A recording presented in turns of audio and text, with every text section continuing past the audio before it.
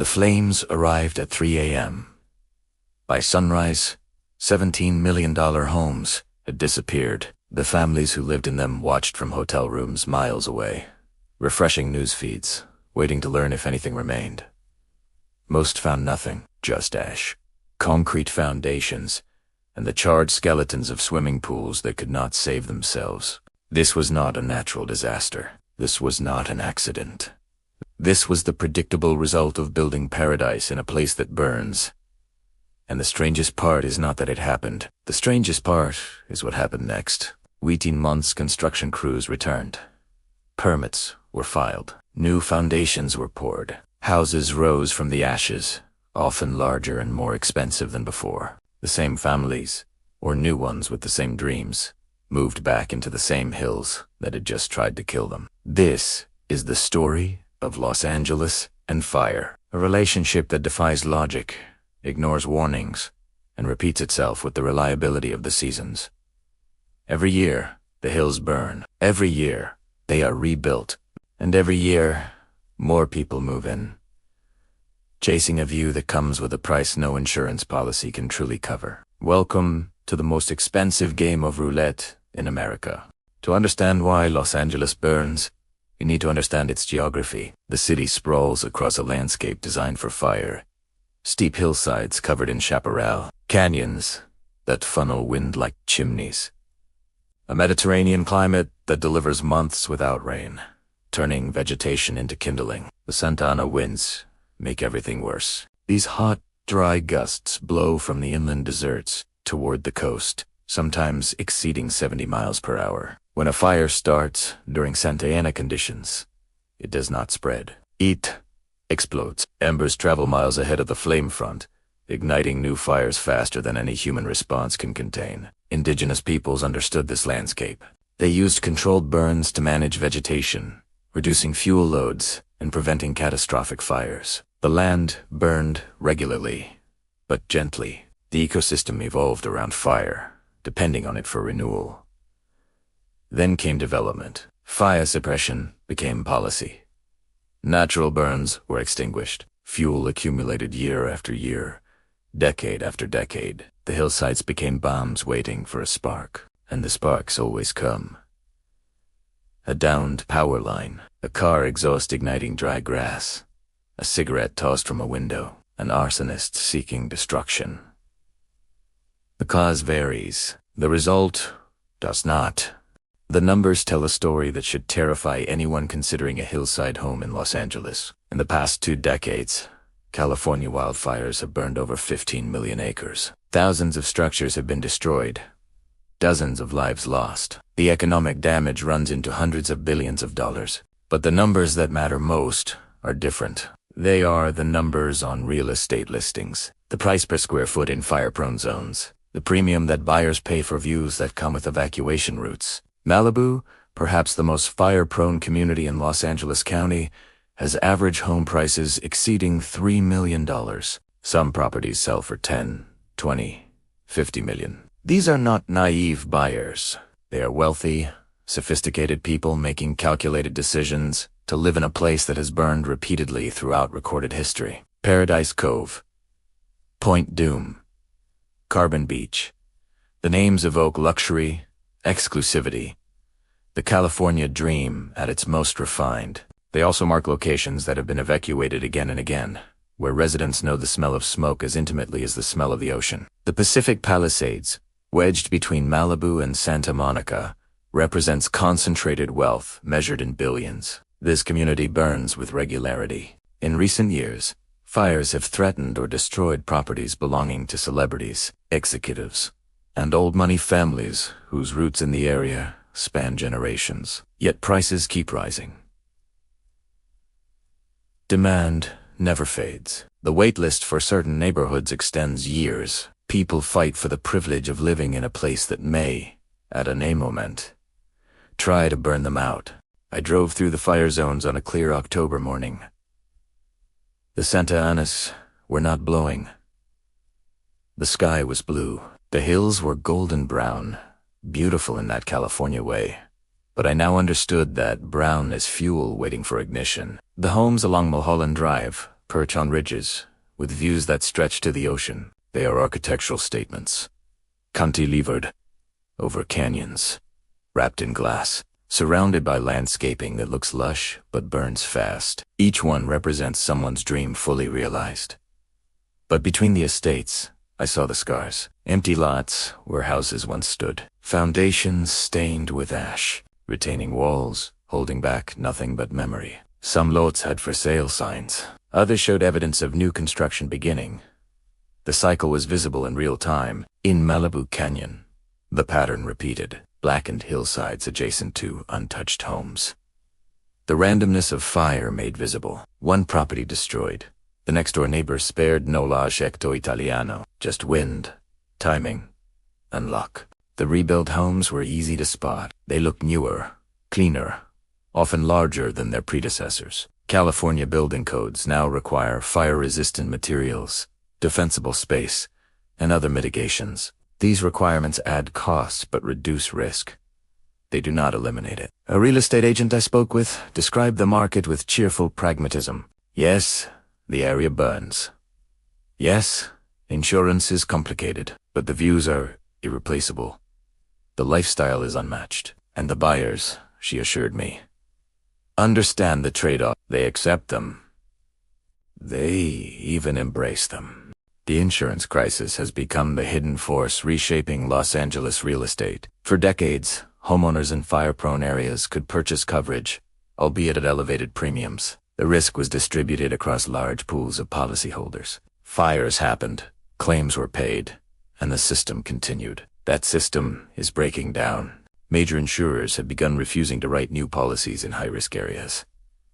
Some have pulled out of California entirely. The actuarial math no longer works. Climate change has increased fire frequency and intensity to levels that make traditional insurance models unsustainable. For homeowners in the fire zones, this creates impossible situations. Mortgage lenders require insurance. Without coverage, properties cannot be financed conventionally. This should, in theory, suppress demand and prices. Instead, wealthy buyers simply pay cash, accepting the risk without the safety net. California's FAIR Plan, the insurer of last resort, has seen enrollment explode. This state-backed program provides basic coverage when private insurers refuse. But FAIR Plan policies offer limited protection at high prices. They are better than nothing, but far from adequate. Some homeowners go without insurance entirely. They calculate that the cost of premiums over decades exceeds the value they might recover from a claim. They self-insure, betting that fire will not come during their ownership, or that their property will somehow be spared. This is not rational behavior by conventional standards, but rationality has never fully explained why people choose to live where they do. The economics of rebuilding after fire revealed the strange logic of Los Angeles wealth. When a home burns, the owner faces a choice. Collect whatever insurance provides, sell to Lond, and move somewhere safer, or rebuild, often spending far more than insurance covers to return to the same vulnerable location. Most choose to rebuild. The psychology is complex. There is attachment to place, to views, to communities built over years. There is the sunk cost of land that retains value even after structures disappear. There is ego, the refusal to be driven out by nature, the determination to prevail. There is also opportunity. Building codes require new structures to meet current standards. A fire effectively forces upgrades that owners might otherwise defer. The rebuilt home is often safer, more efficient, and more valuable than what burned. Insurance may cover much of the cost. The disaster becomes, perversely, a renovation project subsidized by risk pools. Contractors in fire-prone areas describe cycles of destruction and reconstruction as a reliable business model. After major fires, demand for construction services spikes. Prices increase. Skilled workers are booked years in advance. The rebuilding economy becomes its own ecosystem, with participants who benefit from the very destruction that devastates others. This creates misaligned incentives throughout the system. Real estate agents profit from turnover. Contractors profit from rebuilding. Local governments collect permit fees. The visible costs of fire are borne by homeowners and insurers, but the visible benefits flow to many others. The celebrity culture of Los Angeles adds another dimension to the fire story. When flames threaten Malibu or the Palisades, The news coverage intensifies. Whose mansion is in danger? Which famous face is being evicted? The entertainment industry's presence transforms natural disasters into media spectacles. This coverage shapes public perception in contradictory ways. On one hand, it demonstrates that even immense wealth cannot guarantee safety. Fire does not discriminate. The billionaire's compound burns as readily as the middle-class home. On the other hand, celebrity rebuilding normalizes the cycle. When a famous actor posts photos of their new home rising from the ashes, it reinforces the message that destruction is temporary, that recovery is possible, that the California dream survives any setback. Social media amplifies these narratives. Evacuation becomes content. Burned landscapes become backdrops for reflection and resilience. The trauma of fire is processed publicly, transformed into story arcs that conclude with renewal and return. What gets lost in these narratives is the question of whether the cycle should continue at all. The celebrity story is always about overcoming, about rebuilding, about refusing to let fire win. The question of whether building in fire zones makes sense is rarely examined. The firefighters who battle Los Angeles wildfires operate in conditions that have grown steadily more dangerous. Climate change has extended fire season. What was once a fall phenomena now threatens you. The fires themselves have become more intense, more unpredictable, harder to contain. California spends billions annually on fire suppression. The CAL FIRE budget has grown exponentially. Seasonal firefighting crews have become year-round necessities. Aircraft, equipment, and technology have advanced. Yet the fires keep coming, keep growing, keep winning. Firefighters describe moral complexities in their work. They risk their lives protecting structures built in locations that everyone knows will burn again. They save homes that will face the same threat next year or the year after. The cycle never ends. The job never finishes. Some firefighters quietly question the system. Why are we protecting homes that should never have been built? Why do we keep enabling development in fire zones? Why does policy prioritize suppression over prevention? These questions have no easy answers, and asking them publicly risks careers. The human cost extends beyond those in uniform. Firefighters suffer physical and psychological damage. Smoke inhalation causes long-term health problems. The trauma of watching communities burn, of making impossible choices about what to save and what to abandon leaves scars that do not heal.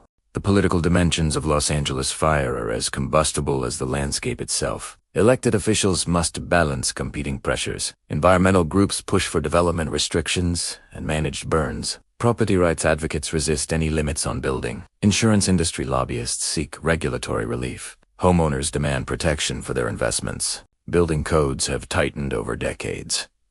New construction must incorporate fire-resistant materials, defensible space requirements, and other mitigations. These regulations add cost, but reduce risk. They represent genuine progress in making structures more survivable. But they do not address the fundamental question. Should people be living in these areas at all?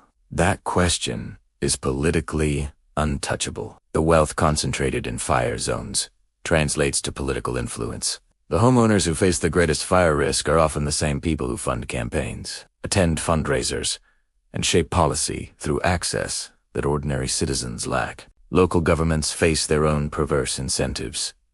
Development brings property tax revenue. New construction brings permit fees. Economic activity brings political support. The costs of fire are spread across the state through insurance pools and disaster relief. The benefits of development accrue locally. This misalignment explains why building continues in areas that science clearly identifies as dangerous. The decision-makers who approve development are not the ones who bear the full costs when fire arrives. Climate change has transformed fire from a periodic threat to an existential condition. The statistics are stark. Average temperatures in California have increased. Precipitation patterns have shifted. Drought has become more persistent and severe. The vegetation that covers hillsides dries earlier, stays dry longer, and burns more intensely. Climate scientists describe these changes as unambiguous and accelerating. The fire seasons of the past, dangerous as they were, represent a baseline that no longer applies. The fires of the future will be worse, more frequent, more intense, more difficult to contain. This reality has not stopped development in fire zones. If anything, It has intensified the urgency to build before regulations tighten further, to establish property rights before restrictions arrive. The land rush continues, even as the risks multiply. Some researchers describe a collision between climate, reality, and economic fantasy. The market values these properties as if the past predicts the future. Insurance models are recalibrating, but real estate prices have not followed. Buyers are acquiring assets whose risks are systematically underpriced. When the correction comes, it could be dramatic. A single catastrophic fire season that destroys billions in property and leaves unwilling to continue could trigger a market collapse. Properties that seemed like solid investments could become worthless overnight. Or the current system could continue, staggering from fire to fire, rebuilding after each disaster, never quite collapsing but never quite sustainable either. Los Angeles has proven remarkably resilient. The question is whether resilience has limits. Climate change has transformed fire from a periodic threat to an existential condition. The statistics are stark. Average temperatures in California have increased. Precipitation patterns have shifted. Drought has become more persistent and severe. The vegetation that covers hillsides dries earlier, stays dry longer, and burns more intensely. Climate scientists describe these changes as unambiguous and accelerating. The fire seasons of the past, dangerous as they were, represent a baseline that no longer applies. The fires of the future will be worse, more frequent, more intense, more difficult to contain. This reality has not stopped development in fire zones. If anything, it has intensified the urgency to build before regulations tighten further, to establish property rights before restrictions arrive. The land rush continues, even as the risks multiply. Some researchers describe a collision between climate, reality, and economic fantasy. The market values these properties as if the past predicts the future. Insurance models are recalibrating, but real estate prices have not followed. Buyers are acquiring assets whose risks are systematically underpriced. When the correction comes, it could be dramatic. A single catastrophic fire season that destroys billions in property and leaves unwilling to continue could trigger a market collapse. Properties that seemed like solid investments could become worthless overnight. Or the current system could continue, staggering from fire to fire, rebuilding after each disaster, never quite collapsing but never quite sustainable either. Los Angeles has proven remarkably resilient. The question is whether resilience has limits. The view from a Malibu hillside at sunset is genuinely spectacular. The Pacific stretches to the horizon, catching the fading light. The coastline curves away in both directions. The air carries salt and sage. It is easy, standing there, to understand why people pay millions for this. It is also easy, standing there, to see the fuel. The chaparral covering adjacent hillsides, the narrow roads that would clog with traffic during an evacuation, the wooden decks and landscaping that would ignite in minutes. The beauty and the danger are inseparable. Real estate listings do not dwell on fire risk. They mention ocean views, designer kitchens, and award-winning architects. They note proximity to celebrity neighbors. They describe lifestyle and status and exclusivity. The fire history is available for anyone who looks. County records document every burn. CAL FIRE maps show risk zones in alarming detail. The information exists. Buyers simply choose to weight other factors more heavily. This is the California bargain, made explicit. You can have the dream. You can have the view. You can have the life you have imagined since watching movies set in these hills. But the dream comes with conditions. The view comes with risk. The life includes moments when you flee with whatever you can carry, not knowing if anything will remain. The ash that settles after a major fire contains everything. Roof, tiles, and family photographs, appliances, and artwork. The material accumulation of lives reduced to gray powder that coats everything for miles. Cleanup after fire is its own industry. Hazardous materials must be identified and removed. Soil must be tested. Debris must be hauled away before rebuilding can begin. The process takes months and costs hundreds of thousands of dollars. The environmental damage extends beyond structures. Hillside vegetation that burned will eventually regrow, but the interim period brings new dangers. Without root systems to stabilize soil, rains trigger mud. Properties that survived fire are destroyed by debris flows. The disasters compound each other. Wildlife populations suffer catastrophically. The chaparral ecosystem supports diverse species that cannot outrun flames. Mountain lions, deer, coyotes, and countless smaller creatures die in fires or lose habitat. The suburban incursion into wild lands has put both humans and animals in harm's way. The smoke from major fires spreads across the entire Los Angeles basin. Air quality plummets. Hospital admissions spike. Schools. Outdoor activity becomes dangerous. The health impacts of fire season extend far beyond the burn zones, affecting millions who live nowhere near the flames. There are people who refuse to leave. Every major fire brings stories of homeowners who stayed to defend their properties, defying evacuation orders, fighting flames with garden hoses. Some succeed. They save structures that would otherwise have burned. They become local heroes, proof that human determination can prevail. Others die. The same fires that create heroes create victims. People who stayed too long, who underestimated the speed of flames, who were trapped when escape routes closed. Their deaths are usually described as tragic, sometimes as preventable, rarely as consequences of a system that enabled their choices. The psychology of staying is complex. Some cannot bear to leave their home to fate, to watch from a distance while everything burns. Some believe they can make a difference, that their presence will somehow protect what they love. Some are simply stubborn, unwilling to be told what to do by authorities they distrust. Firefighters describe the frustration of battling blazes, while also managing civilians who refuse to evacuate. Resources that could focus entirely on containment must instead be diverted to rescue. Lives are risked to save people who chose to remain in harm's way, yet the legal right to stay is largely protected. Mandatory evacuations are rarely enforced with arrests. The tradition of property rights runs deep. The freedom to die defending your home is, apparently, among the liberties that Americans hold dear. What would it take to break this cycle? The question has no easy answer, but the elements of a solution are clear enough.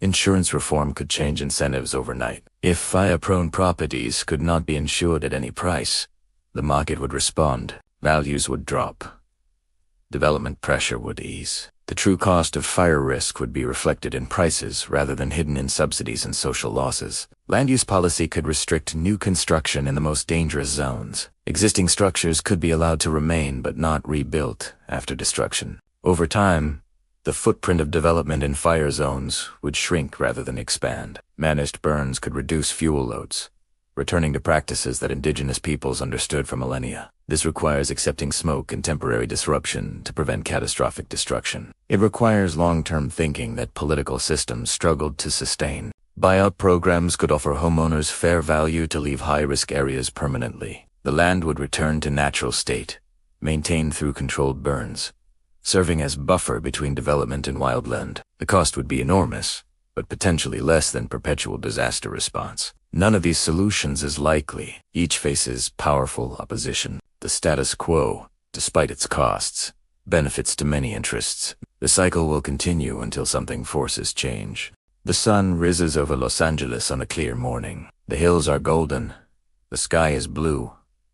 The Pacific sparkles in the distance. It is impossibly beautiful. It looks like the postcards, like the movies, like the dream that draws millions to this place. Somewhere in those hills, a homeowner waters their garden, trying to keep vegetation green, trying to create defensible space. Somewhere else, a real estate agent prepares a listing, emphasizing views while minimizing risk disclosures. Somewhere else, a firefighter checks equipment, knowing that the next call could come at any moment. The fire will return. It always does. When it comes, the cycle will repeat. The evacuations, the destruction, the coverage, the grief, the cleanup, the rebuilding, the return. Los Angeles has done this before. Los Angeles will do it again. The question is not whether the hills will burn. The question is what we learned from the burning. So far, the answer has been not enough. The dream remains more powerful than the reality. The view still justifies the risk. The market still prices hope above probability. Perhaps this is simply human nature. We build where we want to live, not where it makes sense. We accept risks that statistics say we should refuse. We believe that disaster happens to others, that we will be the exception, that our luck will hold. Los Angeles has always been a city built on belief. Belief that the desert could bloom. Belief that the entertainment industry would last. Belief that growth could continue forever. The belief that the hills are worth the fire may be the most California faith of all.